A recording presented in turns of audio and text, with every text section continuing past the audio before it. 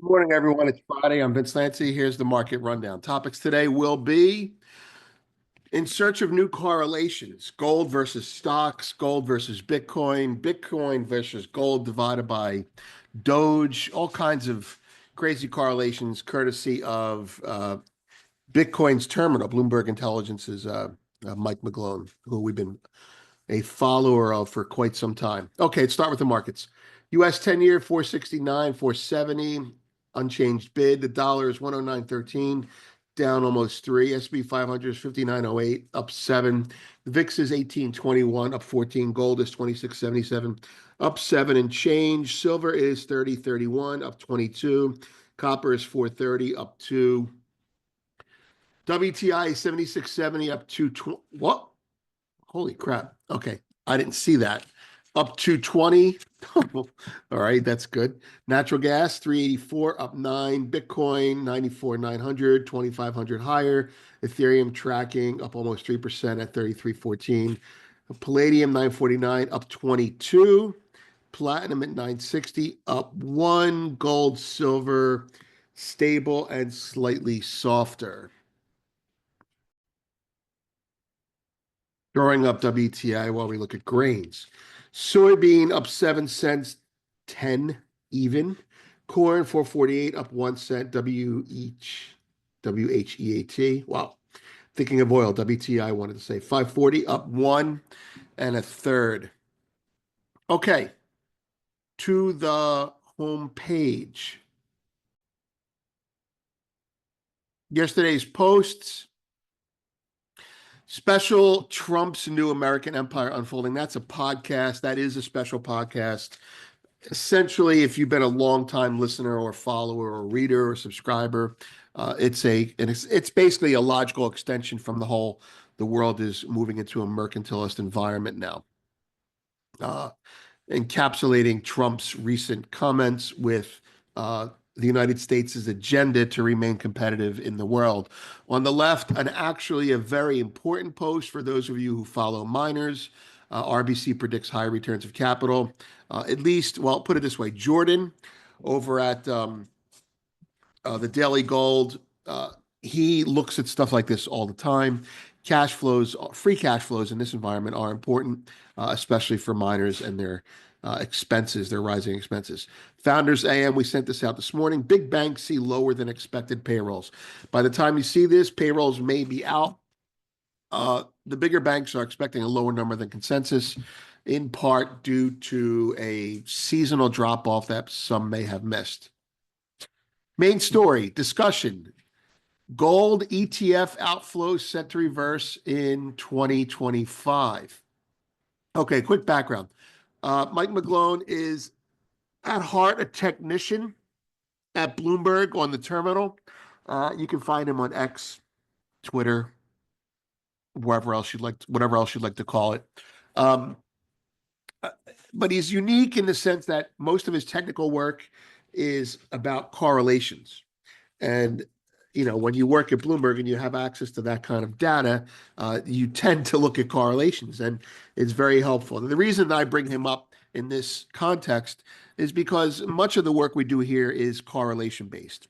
For the last 2 years, when you see the dollar gold correlation break, when you see the gold bond rate correlation break, that for me was a sign that they want the gold. And the point being is that the world is resetting. Gold reset is a process, not an event, et cetera, et cetera. So when that happens, I habitually look for new correlations to either confirm or contradict that. So one of the correlations I found was gold with the 10-year yield in China. And to a lesser extent, gold with the yuan itself, the renminbi itself. And I've been looking for other correlations. And thankfully, Mike does this kind of work. Now, I may not agree with all his correlations, but they're undiscovered. A lot of people don't watch them. A lot of people don't look at them, and they may end up becoming very important. He looks at things like stocks versus gold, because let's face it, Bloomberg has, a majority of their business is stock based. He looks at relationships and regressions to the mean analyses are very important to him. And I like to read his correlations, first of all, to see if I agree or disagree, and second of all, to see if there's something in there because he does do a lot of gold work that would uh, uh, make me put a trade on, right? I mean, a lot of his work ends up becoming actionable for my own work. All right, so that's the background on Mike and why I respect his work. Let's go to the actual, some excerpts of his latest terminal report. All right. So for discussion, gold ETF outflows set to reverse in 2025. Quoting, consensus is for gold to rise in 2025, but risks may be leaning toward a lot versus a little if ETFs are a guide. A top force for the metals rally to accelerate is if the US stock market and treasury yields decline, and Bitcoin could lead the way. 4 years of gold ETF outflows may be as bad as it gets. Okay, restating that in context of everything that we've been saying and we've been reading for the last 6 months. For gold to continue at the torrid pace that it has been on, or something close to it, the West has to get involved. And we saw a sample of that in Q3 and Q4 of this year, Q3 mostly of this year, where the ETFs started to buy. It was, the beginning of buy season, the election was coming up, but that has not followed through yet. Now, his perspective is on the year. So on the year, we had gold outflows from ETFs, and for good reason. Bitcoin is the new darling, and once upon a time, gold was the darling. That was a big, big reason starting in, say, I don't know, maybe 2000, when gold started its bull market, because ETFs made it available for Westerners to buy. Okay. The second aspect that's important to this is he links Bitcoin kind of, savvily to stocks. Meaning, you could say what you want if you're a Bitcoin maxi. Bitcoin is a store of value, yada, yada, yada. But if you look at it, it just tracks tech stocks for the most part, with assertions of its own independence from time to time. But that was because the ETF was about to be listed, so people were front running that. Now, so he's linking Bitcoin to stocks, which he frequently does. He's also linking gold to an inversion of stocks, which he frequently does. So that's the first sentence, right? The question he asks, uh, uh, that probably led him to all this work is a top question for 2025 is what might keep the US stock market on a tear and interest rates relatively high for investors to continue shunning gold. And by the way, he's really echoing Hartnett here, right? The higher rates go, the less likely people are to stay in stocks. The question is, what will they put their money in if they pull it out of stocks? Hartnett says bonds, right? Uh, Mike is saying bonds too, and he's also saying gold. Hartnett also says gold, but the focus of this work here is gold, as opposed to Hartnett, who thinks bonds will rally first. All right, so here's some of the topics that the report goes through. Gold ETF outflows may shift to inflows in 2025. Are gold investors sniffing out peak SPX versus gold? By the way, speaking of sniffing, when a writer puts a question mark in a sentence as a topic, and the answer is the opposite of what you want it to be, if you're a gold bull, then he's doing it for clicks. Mike's answer here is it looks like it's possibly yes. It's not a clickbait thing. Anyway, editorial side. Global deflation, contagion risks, and gold. I find this the most fascinating, simply because uh, as a student of China, China is going through a deflationary crisis, right? If that spreads, isn't that bearish for gold? Isn't deflation bearish for gold? Well, not in China.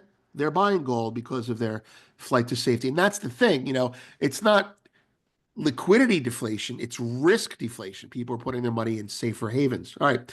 And we'll touch on that as well. Bitcoin may have to go up versus gold in 2025 or else. He's, again, linking Bitcoin to stocks. And he's saying if stocks drop, if what he thinks can happen does happen, stocks drop relative to gold, then this is the year that Bitcoin has to differentiate itself. That's my take on what he's saying. And if it doesn't differentiate itself, then it just becomes another asset, which, frankly, speaking to my Bitcoin maxi friends, that's the goal of the ETF overall, to put a collar and a leash on Bitcoin and to make it just another asset. and they will succeed for years before you get what you want to have happen. Happen. Bad English, but the point is when you create a security on an asset, like when they created futures for gold, you allow it to be volatile, but you put a collar on it, a leash on it, and it can only go so far. And that's what they're doing with Bitcoin. So Bitcoin's running out of time to differentiate itself. Certainly, it has gotten more reined in over the last 2 years. All right, next, the correlation between Dogecoin and Bitcoin divided by gold. Kind of made up, but it kind of tracks really well. It's kind of scary, especially if you understand that Dogecoin is technologically to some extent has parallels with Bitcoin. The last one, the extreme juxtaposition to the S&P 500 versus gold ratio bottom around 0.6 times versus a world bond yield premium near 160 basis. This is like his heavy stuff, right? Right. This is his big correlation mapping. And I'll just say this. U.S. stocks are peaking relative to world stocks over the last, you know, 10, 15 years. Okay. So the bond world premium also shows that basically it's the S&P 500 versus gold ratio. All right. And you may look at different ratios, but that's it. I'm going to give you a little sample. Some of these gold ETF outflows may shift to inflows in 2025. You can read that. Next one, are gold investors sniffing out peak SPX versus gold? And this is an interesting chart. Again, he sees correlations, or he puts together correlations that I frankly do not, and because he looks at equities a lot. A bottoming gold ETF holdings from the high of about 12 years ago during basically Brexit appears consistent with some normalization in the SPX gold ratio toward its 20-year average of 1.8. So again, regression to the mean. He thinks gold is going to perform better than stocks, or at least relative to stocks. Next, global deflation contagion risks in gold. Again, the one that I find most interesting. Led by China, central banks are accumulating gold for a reason. Now, and a bit of downward reversion in SPX gold could fuel ETF investors, adding tailwinds to the metal. In English, if stocks go down, ETF Western investors may say, oh shit, let's put some money in gold. But the stuff that I'm interested in is his comment that led by China, central banks are accumulating gold for a reason. Now that's interesting because China is accumulating gold to get out of dollars. Okay, period. End of story, right? All the other reasons are derivative of that. Other central banks are accumulating gold for the same reason, and also because they think that down the road, gold will become necessary for international trade, as the BRICS have made it clear that they want it to be. All right. But that reason is the opposite of deflation. You may not follow my logic there, but inflation is why you buy gold, not deflation. So it's kind of interesting, and I'm fascinated with this because it's challenging my own logic. And the changing logic of the world is this. It's quite possible that China's crash is bullish for gold. Let's say China were to crash tomorrow. That's bullish for gold, not bearish. Now, I've been saying that a crash in China is ultimately bearish for gold because they'd have to liquidate to get dollars. You know what? They don't need to liquidate to get dollars anymore. They're selling treasuries. If they weren't selling treasuries, they wouldn't. They would need to liquidate in a crash. So if there's a crash, they will liquidate gold for yuan, not necessarily dollars. And that's the weird thing. Anyway, I just think that's worth more exploring. Bitcoin may have to go up versus gold in 2025 or else. Alexander Hamilton, Dogecoin, and Bitcoin. Let me throw this chart up here. Doesn't get that much bigger. Anyway, the chart basically is Bitcoin divided by gold, the Bitcoin to gold ratio, you can call it that, is it tracks Bitcoin. I mean, it tracks Dogecoin. So there you have it, something worth looking at. All right, next. Oh, by the way, this weekend we'll be talking about in our weekly report. We're going to touch on Great Britain, which we haven't talked about this week. We're going to touch on the tariffs and how they're affecting silver, as Bob Coleman has been all over, as manifest in the EFP, and the mainstream media is now getting a taste for it. And I think they're getting a taste for it, frankly, because it makes Trump look bad, not because they're interested in their audience. All right, so this is what we have up today. Founders A and big banks see lower than expected payrolls. Special, Trump's new American empire unfolding. Miners, RBC, Hunt Brothers, Silver Legacy. That's courtesy of a Scottsdale Mint. Thursday PM, that's an aggregation of things. And WGC comment and best 2025 macro Q&A. That's a founder's post. Data on deck, unemployment rate. It's probably going to be out by the time you see this. And we have some more excerpts of Mike's excellent work. Okay. Let's take a look at, I want to take a look at oil. All right, there's a daily chart for oil. Well, it's pretty easy to me. If you want to be short oil, you can be short it, but above $78 and you're dead meat. If you want to be long oil, you can be long it, probably with reckless abandon above this structure here. And that's probably what's happening now. I think your macro discretionary has said, okay, we made money in gold, we made money in Bitcoin, and now let's look at oil. And this line here at 73, 70, that was my last line in the sand. I had a line down here that came in with these moving averages, kind of in this area here. We broke above it. And why I had this line here, I don't remember, except that it's coinciding with a lot of lows here. Anyway, oil's off to the races.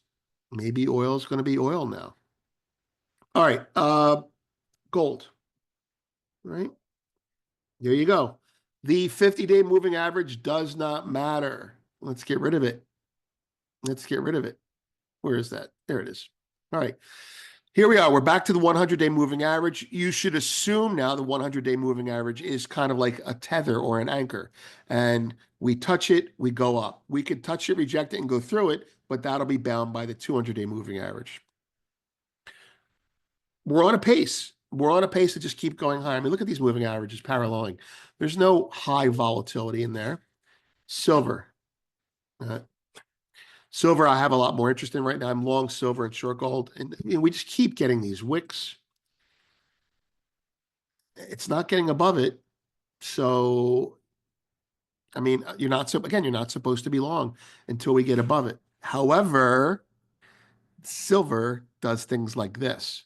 You're not supposed to be long until we get above it. Well, that's if you're trading US hours. If you're trading global hours, it'll come in above it. And the day it comes in above it, based on China buying, and based on the fact that Europe doesn't have the bullets to sell it anymore because they're fighting their own problems, well, that's where you're going to see a stronger dollar with higher silver. And we're starting to see that now. Anyway, I'm Vince. Have a great day.